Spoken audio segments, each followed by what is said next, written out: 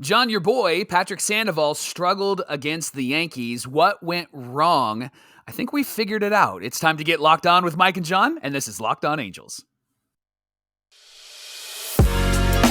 You are Locked On Angels, your daily Los Angeles Angels podcast. Part of the Locked On Podcast Network, your team every day. And John and I thank you for making Locked On Angels your first listen of the day. We're available on all platforms like Apple Podcasts and Spotify. And the best way to help us out is by giving us a rate and a review. And those watching on YouTube, make sure that you're subscribed and click the bell to be notified every time a new episode drops. And today's show is brought to you by the Game Time app. Download the Game Time app, create an account, and use this code LOCKEDONMLB for $20 off your first purchase. Last minute tickets, lowest prices guaranteed.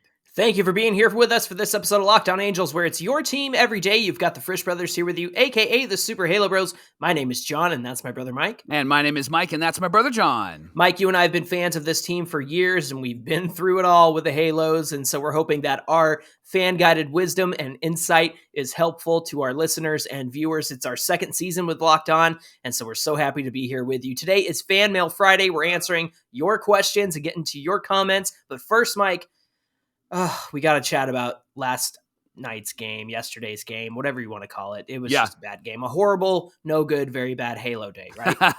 Yeah, it was a loss, 9-3. Angels are 9-10. And it was ugly from the start, Johnny. That bottom of the first was tough, right? So Sandoval gives up 5 runs in that inning. He looked like the old Sandy. He looked like the guy that I got frustrated with when he first came up. 6 walks total in the game. Johnny, here's his problem. Teams are not chasing like they were previous. And even in the WBC, teams are not chasing his pitches. Listen to these stats. 2022, he had a 31.8% chase rate for the entire season. Yes. His last 2 starts, which have been tough, Boston, he really struggled. Ayers kind of did him in as well. But in Boston, he struggled. He had a 22.2% chase rate. Okay. And then against the Yankees yesterday, 20.8. So they are not chasing out of the zone. Somebody's got some tape on him, and they're starting to figure it. At least the last 2 teams are starting to figure out the game on Patrick Sandoval. Well, listen, I know that the book can certainly come out on any player or pitcher that's out there because that's what teams do. Their analytics departments, they look at opposing pitchers and hitters and whatnot. They figure out their weaknesses. Mike, that Boston game was due to a lot of errors. It doesn't change the chase rate, of course. Right. But here's the thing. Number one, Patrick Sandoval, with good reason, tries to get everybody out by himself. Yeah. And that's via the strikeout, right? Because over his last 2 seasons, including this season too, he has had to rely on the defense behind him, and nothing good ever happens when he's on the mound and people are behind him, and he always has to leave the game with a lead, and then the Angels blow it, and so it's just like, what does he have to do to get a win? So that's the first thing. But the second thing is, he's got to stop doing that. He's got to be able he's got to be able to throw his pitches for contact. Same thing I said with Tyler Anderson. Same thing I said with Jose Suarez. These guys can't nibble. They can't be funky. They're not Shohei Ohtani, but they have good stuff. And when they throw their good stuff and trust that hitters are going to make contact, but not good contact, that the infield and the outfield behind them will get it done. And that is not what is happening right now. And so he has to stop trying to get 27 outs on strikeouts. It's just not going to happen, Sandy. I'm sorry.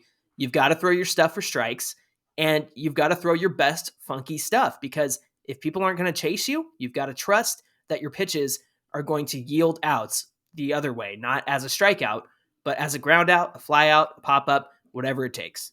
In this series, the Yankees actually were pretty good offensively. The Angels were not. They were 5 for 30 with runners in scoring position in this series, which was a 167 batting average. Terrible.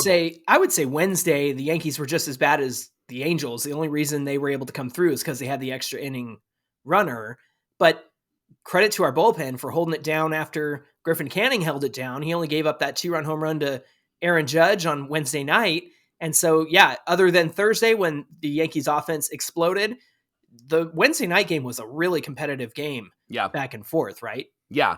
Here, let me just give credit to the bullpen, Johnny. Before yesterday's game, 38 innings pitched, 7 earned runs, a 1.66 ERA, and that's in the last, 8, 9. That's the last 9 games. Yeah. So Yeah. they've been good, and they've been good. Like it shocks me to say that, but the bullpen has actually been really, really strong. And there was a big concern with Sandy struggling in the first inning yesterday. Like, man, this bullpen is really, really taxed. So high five to Tucker Davidson, who really held it together, and high five to Sandy for getting at least 4 innings because he had to battle to get there. Only bright spot, Logan O'Hoppe, he had 3 hits, and then on that 3rd hit, which would have been a double, he goes down because he hurt his arm again, John. Yeah, his shoulder, his left shoulder, the one that he's swinging with, he's facing the pitcher, and so he's a right-handed batter, so his front shoulder in that instance, when he comes around to swing, I don't know if it was a dislocation or what have you, but he left the game with the injury. There's not really any updates as of this recording. Basically, he's going to have to get it examined. He's going to have to get an x-ray, MRI on that. Our good friend Andrew from Angels Top Plays had some great insight. He is, he's studying to be a medical doctor and a physical therapist and everything. So he's had a really good thread on Twitter. We retweeted that if you want to check it out. But man, Mike, that is just the worst news after a disastrous day. Talk about the cherry on top of the crap sundae with Logan O'Hoppe getting injured, man. Ridiculous. Yeah. A lot of tears from Logan. And what we found out from Phil Nevin afterwards is it wasn't because of the pain. He was emotional because he didn't want to miss any time, right? Yeah. And so Angel fans cried because Logan might miss some time. And Angel fans cried because that means Matt Theis is probably going to play a whole lot more. So honestly, John, I think that Chad Wallach is starting in the game tonight for me. Whether I would want to make sure what Shohei is comfortable with, but I would have Chad Wallach start. I wouldn't have Theis start. I think Theis probably will start. As of this recording, we don't know, but I would have Chad Wallach start because Theis is just way too frustrating and way too inconsistent, and you need somebody who knows how to be a catcher when Shohei Ohtani is on the mound. I'm not trying to be insensitive here, but has anybody given Max Stassi a call and said, hey, bud, how are things? How are things going? Yeah. Like, we need him back in the worst way. Mm-hmm. And I know that his bat was not spectacular last season, but at least you can trust him to catch and call a game behind the plate. Now, I say that in jest because obviously his personal issues are more important than baseball, but I'm just curious. It's like, has anybody checked in with him lately? Like, what's going on there? And he's going to need some rehab, right? He's going to need to get some at-bats under his belt. There was a conversation about like, hey, would Edgar Caro come up? And when I say conversation, it was Angel fans, right? And that's the thing. Like, gosh, it was just a couple of days ago, but man, Lindsey Crosby has placed himself in my fandom heart and has helped me to be reasonable and logical. Highest esteem, yes. Yes, and so he has said, like, if the Angels are smart, they wouldn't rush these guys, and having 19-year-old Edgar Caro come up would not be a wise thing. So Angel fans, I know that would be exciting, but he is not ready for this, and I don't think that it would be wise to bring him up. Having Neto up is great. He's 22, but not Caro, and I don't think that would be a smart move. So Chad Wallach is the guy that I think needs to be behind the plate more often than not. Hey, Drew Butera is in the bullpen. Sign him to a 3-day deal until somebody else can come back.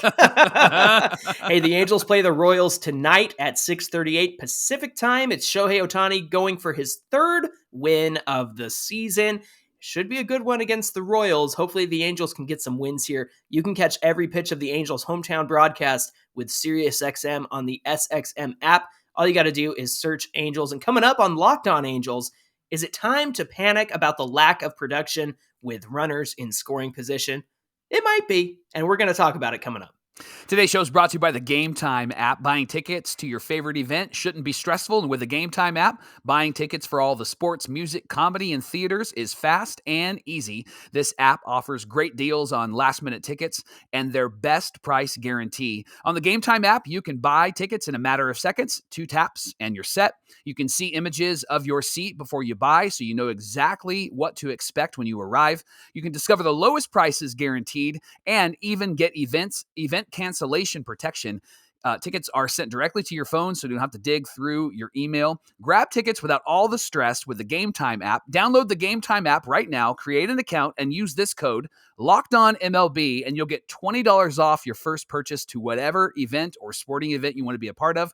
Terms apply. Again, create an account, and redeem with this code LOCKEDONMLB for $20 off. Download the Game Time app. Last-minute tickets, lowest prices guaranteed. I'm taking advantage of the Game Time app to go to the Royals versus Angels game tonight to watch Shohei play. So shout out to Game Time. Thank you for letting us take advantage of the Locked On MLB code. We hope you take advantage of it too. Hey, thanks for making Locked On Angels your first listen today. Locked On Everydayers, I know that you're here every single day of the week with us. We've got some great ones like Torrid on YouTube and lots of other listeners who are here every single day. We appreciate you. Join us every day next week, I should say, because we'll be recapping the series against Kansas City. Of course, we'll be talking about the latest around the Angels and getting into your comments on Fanmail Friday. The Angels play the Royals tonight at 6:38, so make sure you are tuned in. How about a series sweep, boys? I think it's the series to do that. We need to get right and get back on our feet. Catch every pitch of the Angels' hometown broadcast with SiriusXM on the SXM app. Just search Angels. Hey, a little behind-the-scenes note. John, great job. I didn't update the copy on that, and so John had to ad-lib most of that. So great job, Johnny. Proud of you. Hey, let's get into some fan mail questions. Why don't you share the first one? Yeah, we can ad-lib fan mail questions because that's what this is for. Hey, so Mike, actually, a lot of people had questions about this. First, Chad on Instagram said, does Mike Trout struggle in key moments? Also sad to see him not being a stolen base threat anymore. And then frequent listener James Russell Barton, who sends in his questions, he actually called and left a voicemail. He's very frustrated, disappointed with Trout not running from third against the Yankees in extra innings on Wednesday night. Also feels like he's got some great reads in the outfield, but then kind of lets the ball just fall in front of him. So is he possibly playing scared because of the injury? So there's a couple things here, Mike. Number one, Mike Trout struggling in key moments. And number two, is he playing a little bit scared, even though he's still, pretty good in the outfield and has great routes, not quite getting to the ball, not quite diving for the ball? Yeah. What are your thoughts about this? Well, let me talk defense for a moment. I think that the criticism is valid. So far in 2023, his range above average is negative 1.7 right now as of this recording. The ultimate zone rating, UZR, quantifies defensive abilities. He's 1.6 right now, and then outs above average. Negative 1.6. Oh, sorry, yeah, negative 1.6, and now outs above average is negative 1, and then runs above average, which is runs prevented, is negative 1. So he's not performing to Mike Trout-esque levels like he has in the past. So James, I think what you're seeing is maybe a bit of old age kind of kicking in and wanting to protect his body kind of kicking in, which is why I think that maybe that move we've talked about on the show, that move to left field would be a wise move for him, because center field is such a vast yard to cover, It's right? grueling. For 31-year-old Mike Trout. Yeah. And as far as the offense and the coming up in important moments, I think what's happening here, Mike, is we have seen just a small sample size of games where the Angels ought to be winning, games that they should be winning. Yeah. But everything right now is so amplified and under a magnifying glass that every moment feels important and every Trout at bat feels like make or break. But here's the reality. Right now in 2023, he has been in 13 plate appearances worth of high leverage situations. These are situations that change the win probability for a team. Here's what his stats are. 13 plate appearances, 6 runs, 3 hits, 1 double, 1 home run, 5 RBIs, 1 walk, 8 strikeouts, and it's led to a 273 average in high leverage situations, a 385 on base percentage, 636 slugging, and a 1.021 OPS. Here is Mike Trout in 2022 in high leverage situations. Again, these are moments where the win probability goes into your team's favor in high leverage. 84 plate appearances, 27 runs, 22 hits, 4 doubles, 1 triple, 9 home runs, 30 RBIs, 13 walks, 21 Ks. This was his line last year in high leverage. 324 batting average, 452 on base, 809 slugging, and a 1.261 OPS. Wow. So Mike, over the last 2 years, including this year, he's been pretty good in high leverage Yeah. situations. There hasn't been a lot of them in 2023, the 13 plate appearances. But as far as 13 plate appearances versus the 8 strikeouts, so the numbers are good, but the 8 strikeouts do stand out to you because that's 8 opportunities where there were Ks, right? But as far as the other 5 moments and plate appearances, he's done pretty well. So I just think that we're seeing him under a magnifying glass right now. And as far as not going from third to home in extra innings, well, we did find out afterward from Phil Nevin and Mike Trout, that was a third base coach call. And he told Mike, you run when it goes through the infield. It wasn't a run on contact. So they didn't send him because they told him to run on a ball that gets through the infield.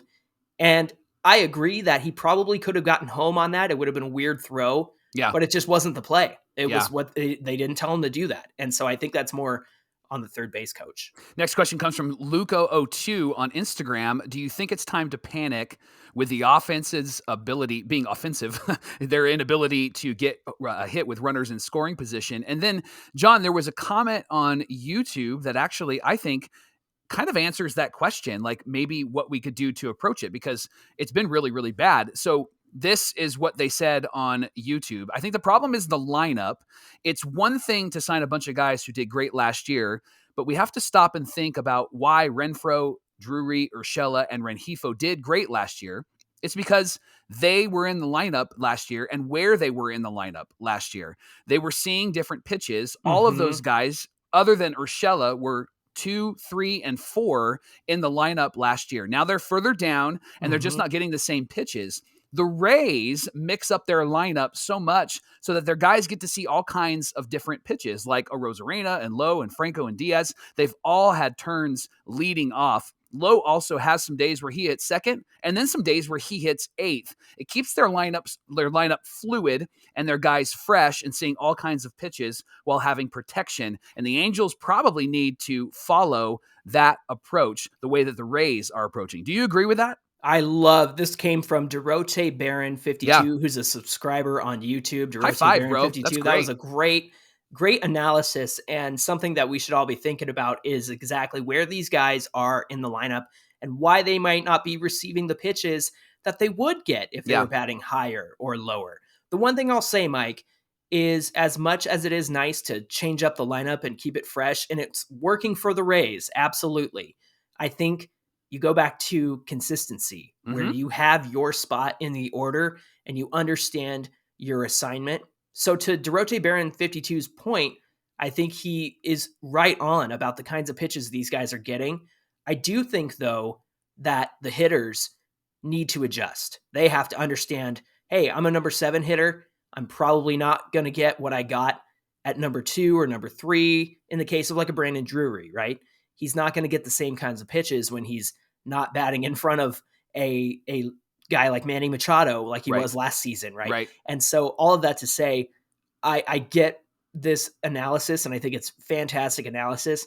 But at this point, if we're going to have a consistent lineup, I think these guys have to adjust and adjust appropriately. Hey, John Bango on Instagram said, who do you call up first from Salt Lake between Adele, Cabbage, and Silseth? My guess is Cabbage. I think Wallach is probably on the way, but what do you think? Yeah, I think Trey Cabbage would be really great, but honestly, I think Chase Silseth, with the numbers that he's putting up right now, is somebody that I would love to see. We'll talk about Silseth, and I know that we'll talk about that in a minute. But I think that Silseth would be great, and the reason why I think he would be great is because then I think it adjusts the role that Davidson plays and that Suarez plays. I love the righty, lefty, lefty, lefty, right hand starting rotation. And I think that with Griffin Canning and Chase Silseth at the bottom of this rotation, I think it gives us a better opportunity. Canning went down 2-0 in the game that he pitched and then hung in there. And I think that Chase Silseth has the same kind of makeup. And so I'm calling up Chase to be my 6th starter, I think. And I'm putting Suarez in the bullpen. Oh, John, you're muted. Future Juco Bandit on Instagram said, how long do we have O'Hoppe? When should we extend him? Mike, he's in pre-arbitration until 2026. Wow. His first year of arbitration, where they go to the arbitration table and decide, hey, this is how much money your playing has earned you. That's age 27. So theoretically, they could have him up until pre-arb and signed the kind of extension that the Braves have been giving their young studs and avoid arbitration altogether. And I think, 4 years from now, I think you owe somebody like Logan O'Hoppe that kind of deal where it's like, hey, dude, we're skipping arbitration with you, and we're just going to pay you a contract and guarantee money each year of that contract. I think that would be the best thing you can do with Logan O'Hoppe. Today's show is brought to you by the Ultimate Pro Baseball GM. If you think that you could be like Perry Manassian, well, this game is just for you. You can manage every strategic aspect of the franchise, playing through seasons and leading your franchise and fans to glory as you build a historic dynasty. In the simulation, you're responsible for hiring the right coaches and staff, managing team finances, scouting and drafting players, navigating your franchise through free agency and all the ups and downs of the season. All of this in a challenging and realistic game world. This game is completely free and it's playable offline. And Locked On Angel listeners, you get a 100% free boost to your franchise when you use this promo code Locked On in the game store. Here's how you can download it. Visit probaseballgm.com, or you can scan the code if you're watching on YouTube. That's right underneath me. Or you can go to the App Store. Probaseballgm.com is where you can get started. The Ultimate Pro Baseball GM. Start your dynasty today. All right, Mike, we got a few more questions for today's show before it's the weekend, and I'm headed out to the game. You're headed out to the game. We're very excited about that. Mike, I'm going to read you this question, okay, and then I'm going to tell you why it's happening, where it came from. Okay. So Eric_TGO on Instagram said, a lot of rumors now saying most likely Shohei will be traded. What's your verdict? And here's where this came from. There was a tweet from a baseball account, I forget which one, that said, per Jeff Passan, Shohei Ohtani's going to be traded if, the Angels aren't in it. And then Passan followed up and said, actually, here's what I said. And he posted the clip from the Get Up on MLB Network and said, if the Angels are not in contention, they will probably trade Ohtani. But if they are in contention, you have to keep him and go for it. Yeah. So it's a non-story here. There's that's Passan saying, yeah, take me out of context. I'm going to say, here's what I actually said. And it was kind of a no duh. He said, it's nothing new. This is not big news. Yeah. But people took it and ran with it. So that's where this question is coming from. And that's why this narrative is out there that, the Angels are going to trade Ohtani. They have no choice. Right. My verdict is, Mike, it's April 21st. We are 2 weeks into the new season. Yeah. Right. Calm down, people. Not our listener, not Eric TGO, but people who are spreading these rumors about Ohtani. Calm yourselves. Yeah. We're 2 weeks into the season. Right. Come on. Right. Falling out of contention. That's the key phrase there. And I don't think if the Angels are at 500 at the trade deadline that they're trading Shohei Ohtani. You got to go for it. Mm-hmm. I think if the Angels are 10 to 15 games under 500, they might consider trading Shohei Ohtani. But I don't think that they're even in that category yet unless they get their minds blown by some sort of trade. But as we've proven on this episode, on this show, on this pod, any sort of trade that they can get for Shohei Ohtani doesn't necessarily mean that we're going to get a haul of guys that are going to be really, really great for us. And so I think they have to be 10 to 15 games under 500 in order for Shohei Ohtani to be traded off this team. Absolutely. Hey, Lisa Turk on Twitter messaged us or sent us a tweet and said, if acquiring Madison Bumgarner, who just got DFA'd from the Diamondbacks, moves Suarez to number 6 or the pen, are you for him in Angels red or against? I know he's not the same pitcher, and I heard he has an attitude issue. His attitude is not the best. Just not sure it's a risk that Perry would take or should take. Mike, Millard Thomas of Locked On Diamondbacks had something interesting to say about this move, and it actually reminds me of where we are as a team with the Halos. Why don't you share what he's had to say? Yeah, Millard is got a great show. If you're a Diamondbacks fan or you want to check out his show, you should. He said, it's sad that Mad Bum never worked out here, but it's a good day to be a D-backs fan. This move tells me the team is taking this season seriously, which I'm so proud of, and they recognize the young kids need all of the opportunities. And I would just say high five to Millard Thomas because what he said is exactly what the Angels need to continue to do. Yes. Mad Bum is not a good signing. I would rather have somebody from the minor leagues come on up, which we talked about Chase Silseth, and we'll talk about him in a minute. I think that that's the wise move for this team instead of going and getting somebody like Mad Bum, who really hasn't looked like himself since his Giants days. Yeah, and really that's what it comes down to. I think we have had enough reclamation projects between Matt Harvey, Tim Lincecum, right? All those guys.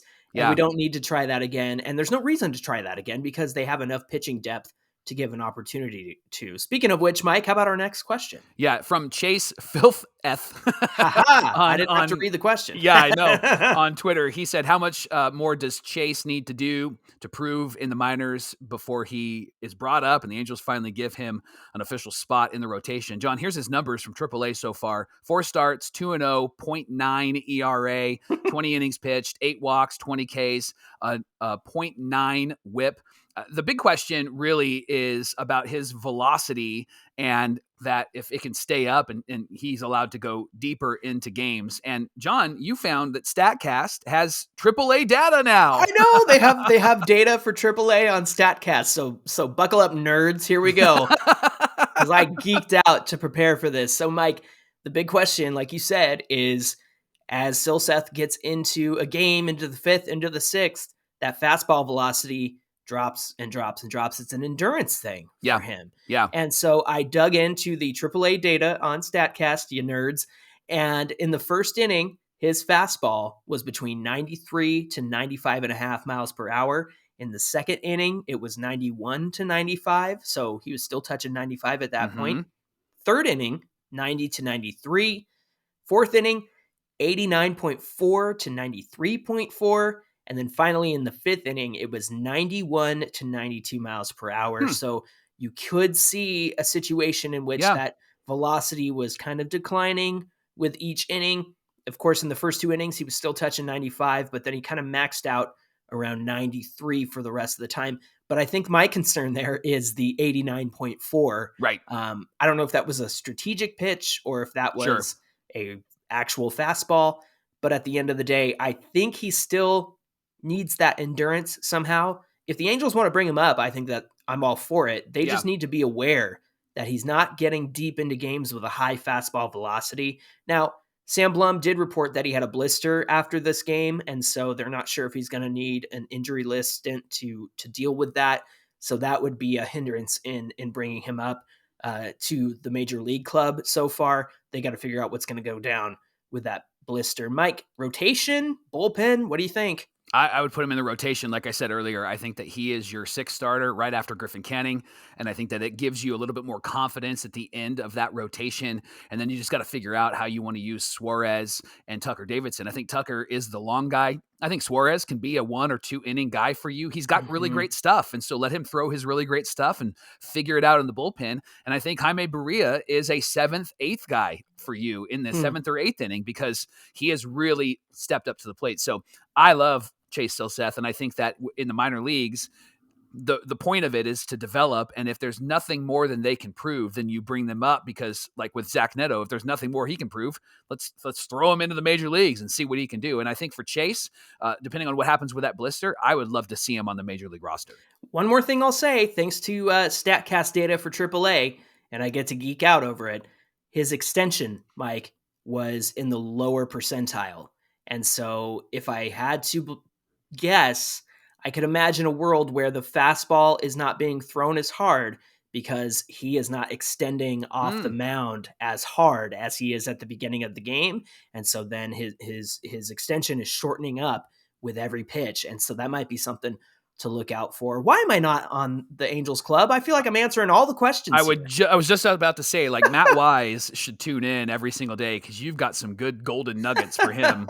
Keep his job. Hey, thanks for making Locked On Angels your first listen, Matt Wise. The Angels play tonight against the Kansas City Royals starting at 6:38 Pacific. John is going to be there, and the Royals, they're a beatable team, Johnny, and a series sweep would be just what the Halos need. But let's take it one game at a time. Shohei Ohtani's on the mound. You can catch every pitch tonight on the Angels' hometown broadcast with the Sirius XM radio goodness on the SXM app. All you got to do is search Angels.